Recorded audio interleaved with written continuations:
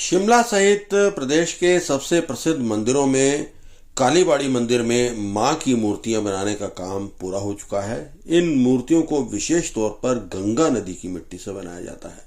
बीते करीब 50 वर्षों से मूर्तियों को बनाने की परंपरा है और दशहरे के दिन इन मूर्तियों को विसर्जित किया जाता है। इस दिन बंगाली महिलाएं, स्थानीय महिलाएं सिंदूर की होली खेलती हैं। माता की पूजा करने की ये परंपरा पश्चिम बंगाल में बहुत प्रचलित है। इसे शिमला के कालीबाड़ी मंदिर में बड़ी धूमधाम से मनाया जाता है।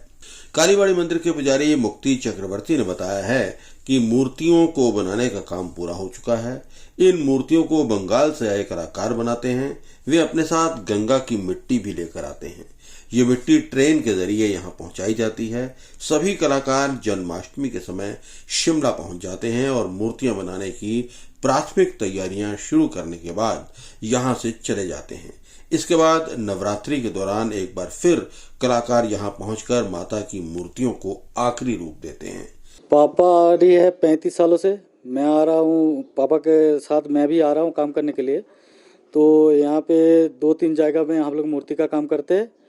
और जैसे हो गया कांगड़ा, बिलासपुर, पालमपुर और भट्टू और शिमला कालीबाड़ी। तो हम लोग हर साल ही आते हैं। पहले से लोगों से कंटक होके फिर हम लोग हर साल ही आते हैं। हम लोगों का गांव में सभी ये मूर्ति का ही काम वाम करते हैं। हम लोग बचपन से देखते हुए मूर्ति का काम देखते देखते ही बड़ा हुए हैं। गांव में यही मूर्ति का काम ही चलता है। तो पापा के साथ रहता हूँ। पापा के साथ से थोड़ा थोड़ा करके हम भी सीख रहे हैं मूर्ति का काम। ये कालीबाड़ी में दुर्गा माता का मूर्ति बना है। दुर्गा माता के साथ लक्ष्मी है, सरस्वती है, गणेश है, कार्तिक है।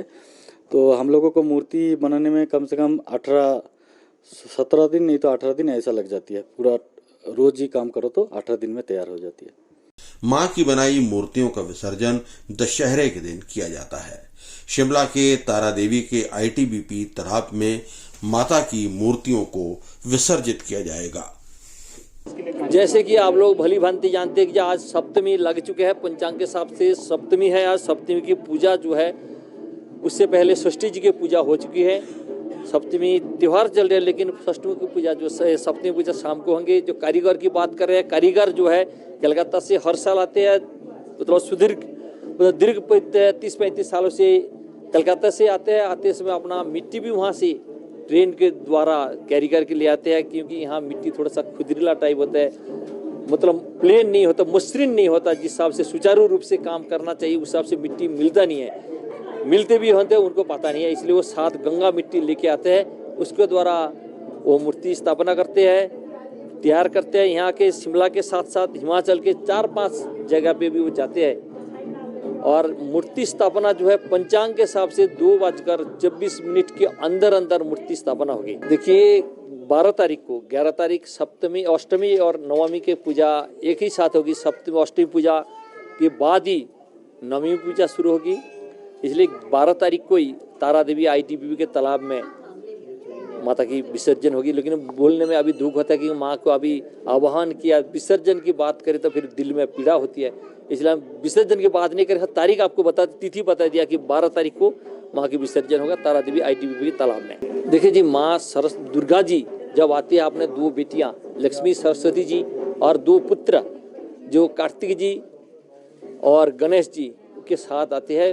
मर्त्यलोक में, स्वर्गधाम से मर्त्यलोक में आते हैं। आके मर्त्यवासी के कल्याण के लिए हर साल ही आते हैं। और टाइम की बात करें, जहाँ तक टाइम है उनके टाइम लग जाता है 10 से 15 दिन लग जाता है एक जगह के ऊपर। वो डिपेंड करते हैं। जैसे हम इसके जो स्ट्रक्चर बनाने के लिए पराल वगैरह कई बार मिलते नहीं, इसलिए 2-2, 3-3 दिन उनका खराब हो जाता है। कि पहले पराल आती थी, जैसे शीशा वगैरह आते थे, पराल के अंदर आते थे कवर होके। लेकिन आजकल पराल का जमाना चला गया।